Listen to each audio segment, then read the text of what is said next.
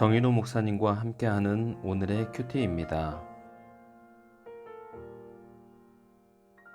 5월 9일 오늘의 말씀은 시편 9편 1절에서 20절까지입니다.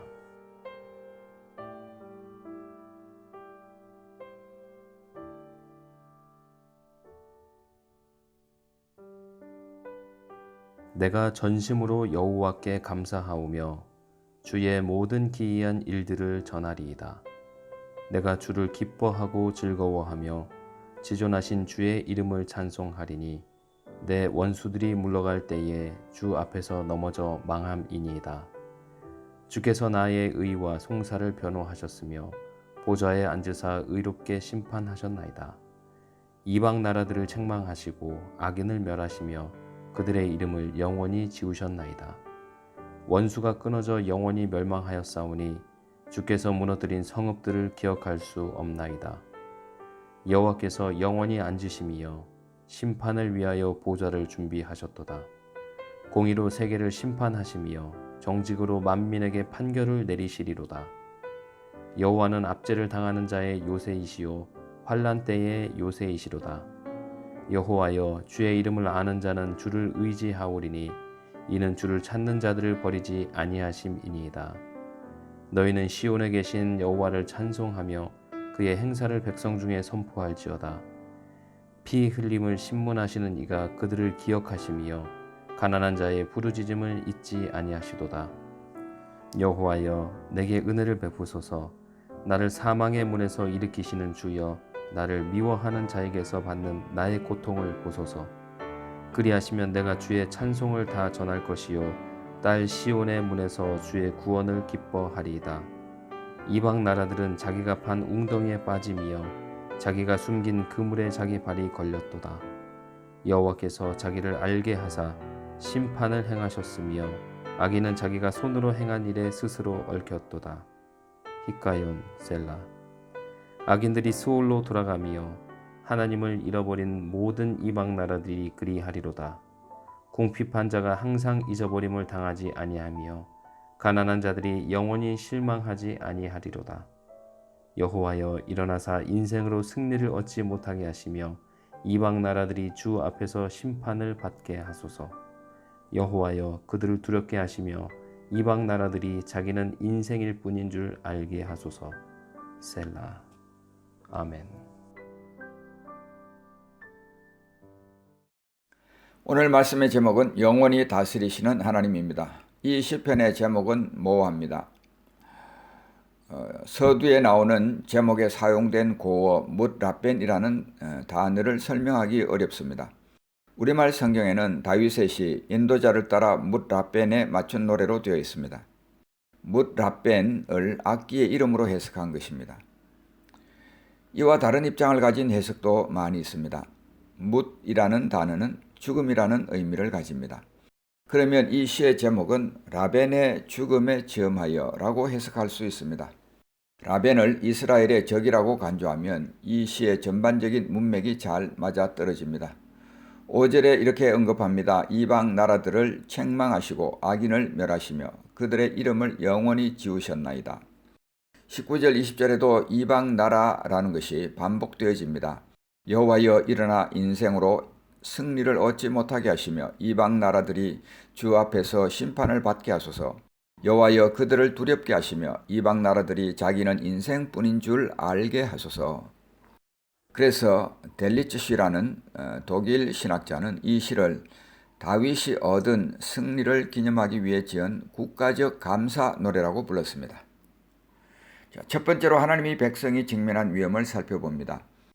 시인이 염두에 둔 상황이 정확하게 어떤 일인지 알 수 없지만 몇 가지 문구들로 추측해 볼 수 있습니다.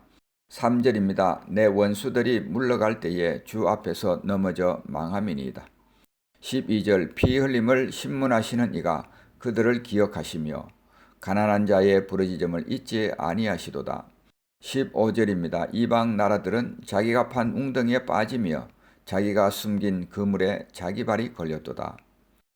자, 여기 나오는 원수들, 넘어져 망한다, 피 흘림, 압제, 이방 나라들, 숨긴 거물, 속임수, 이런 것들은 하나님의 백성이 반복적으로 직면했던 전형적인 위험들입니다. 전쟁과 칼의 위험, 약탈의 위험, 정략적인 제후와 음모의 위험 등을 직면했던 것입니다. 자, 두 번째로 우리가 하나님이 다스리신다는 증거를 보겠습니다. 7절은 이렇게 말합니다. 여호와께서 영원히 앉으시며 심판을 위하여 보좌를 준비하셨도다. 이 말은 주님은 영원토록 다스리시며 심판하실 보좌를 견고히 하신다는 말입니다. 그렇다면 하나님께서 영원히 다스리신다는 증거가 무엇일까요? 오늘 말씀에 두 가지로 분류할 수 있습니다. 첫째는 원수를 심판하신다. 두 번째, 자기 백성을 보호하신다는 것입니다. 하나님께서 원수를 심판하십니다. 하나님은 자기 백성을 위해 싸우십니다. 원수의 기세는 흉흉합니다. 피 흘림과 사망이 한 걸음 밖에 있는 것처럼 위험해 보입니다. 영혼의 눌림과 갇힘이 있습니다. 죄의 속임수가 늘 영혼을 괴롭힙니다. 그러나 하나님은 자기 백성을 위하여 대적과 싸우시고 대적을 멸하십니다. 6절 말씀입니다. 원수가 끊어져 영원히 멸망하였사오니 주께서 무너뜨린 성읍들을 기억할 수 없나이다. 3절 말씀에도 이렇게 기록되어 있습니다. 내 원수들이 물러갈 때에 주 앞에서 넘어져 망함이니이다. 하나님의 백성들이 전투에 참여했습니다. 그러나 성읍들을 무너뜨린 것은 하나님이셨습니다. 여리고 성이 무너진 것이 그 대표적인 예입니다. 백성들이 한 것은 침묵 속에 하루 한 바퀴씩 성을 도는 것이었습니다. 그리고 마지막 날에 7바퀴를 도는 것이었습니다. 그리고 여호수아가 외치라고 했을 때 그들은 큰 소리로 외쳤습니다. 그러자 그 견고하던 여리고 성벽은 무너져 내리고 말았습니다. 하나님은 자기 백성을 위해 싸우시는 분이십니다. 이사야 42장 13절에도 이렇게 말합니다. 여호와께서 용사같이 나가시며 전사같이 분발하여 외쳐 크게 부르시며 그 대적을 크게 치시리로다. 자, 주님은 전쟁이 내게 속한 것이라고 말씀하십니다. 여호와께서 이같이 너희에게 말씀하시기를 너희는 이 큰 무리로 말미암아 두려워하거나 놀라지 말라. 이 전쟁은 너희에게 속한 것이 아니요 하나님께 속한 것이니라. 그러나 우리가 누워있기만 하면 승리를 얻을 수가 없습니다. 출애굽기 14장 13절입니다. 모세가 백성에게 이르되 너희는 두려워하지 말고 가만히 서서 여호와께서 오늘 너희를 위하여 행하시는 구원을 보라. 너희가 오늘 본 애굽 사람을 영원히 다시 보지 아니하리라.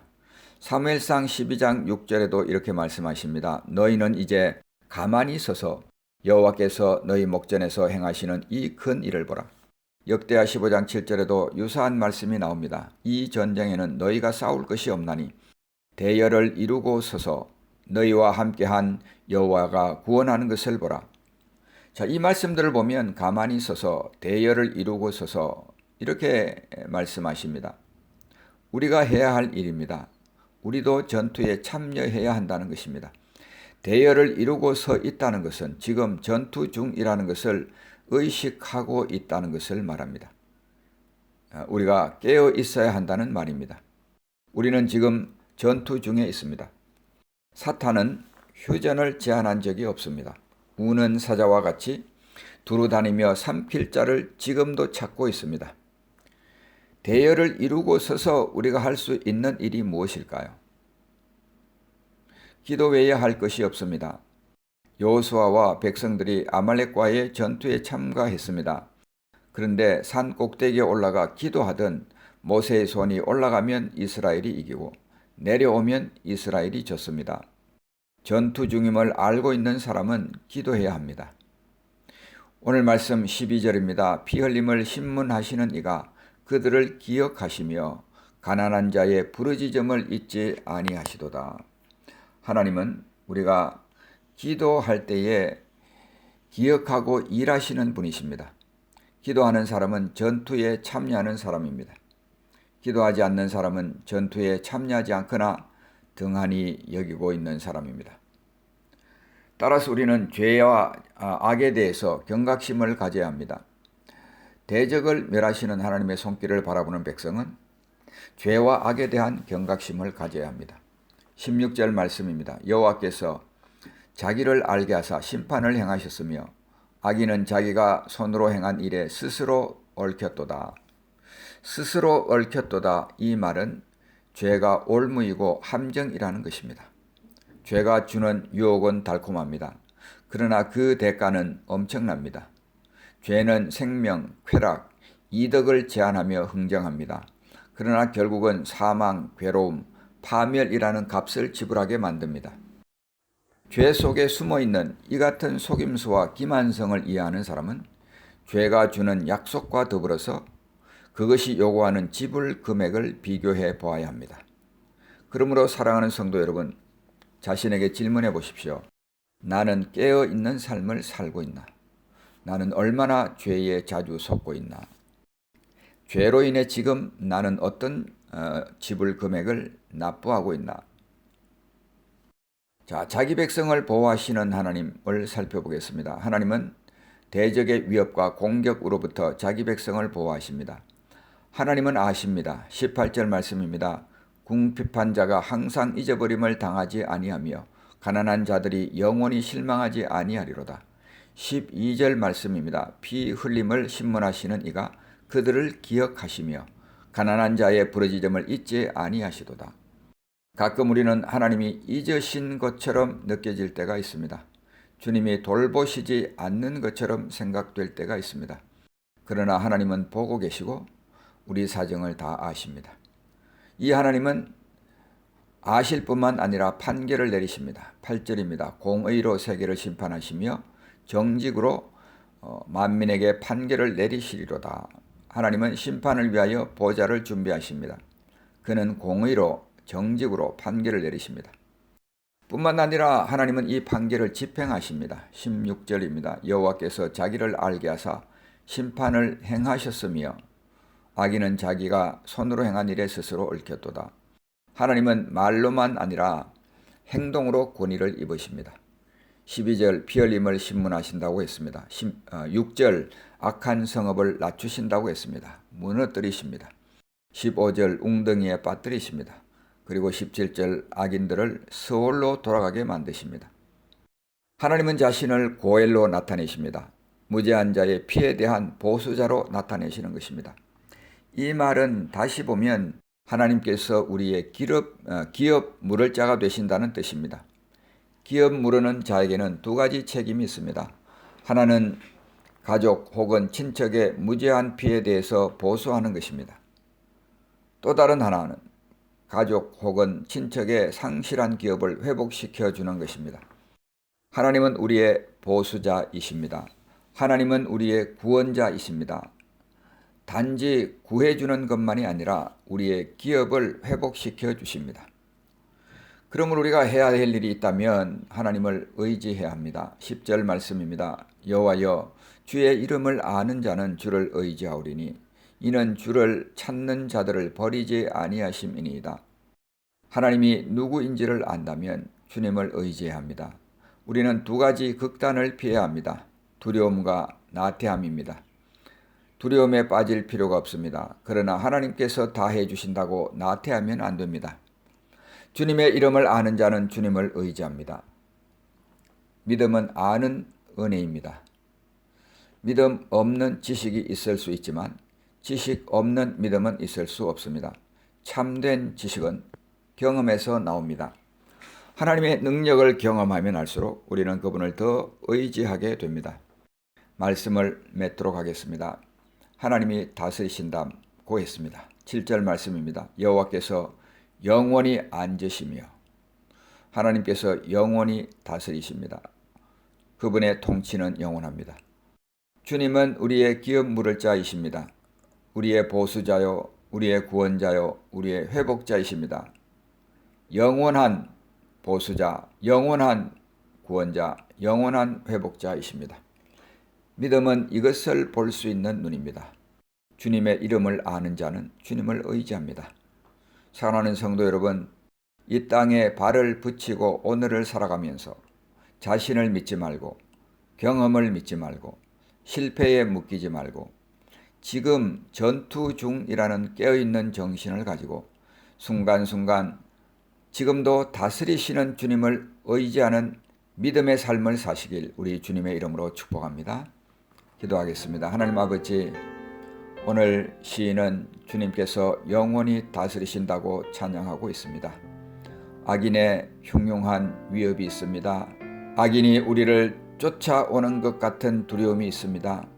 우리의 삶에 이런저런 두려움과 낙심이 찾아옵니다. 그러나 시인은 주님께서 다스리신다고 선언하고 있습니다. 주님의 통치는 영원합니다. 주님은 우리의 기업 물을 자가 되십니다. 우리의 보수자요, 우리의 구원자요, 회복자이십니다. 우리의 영원한 보수자, 우리의 영원한 구원자, 우리의 영원한 회복자가 되시는 우리 주님을 찬양합니다. 하나님 아버지, 우리에게 믿음을 주시고 이것을 볼 수 있게 하여 주옵소서. 자신을 믿지 말고 경험을 믿지 말고 실패에 묶이지 말고 지금 전투 중이라는 깨어있는 정신을 가지게 하여 주옵소서. 그리고 순간순간 보좌에 앉으신 주님을 바라보고 믿음으로 힘을 얻게 하여 주옵소서. 예수님의 이름으로 간절히 기도하옵나이다. 아멘.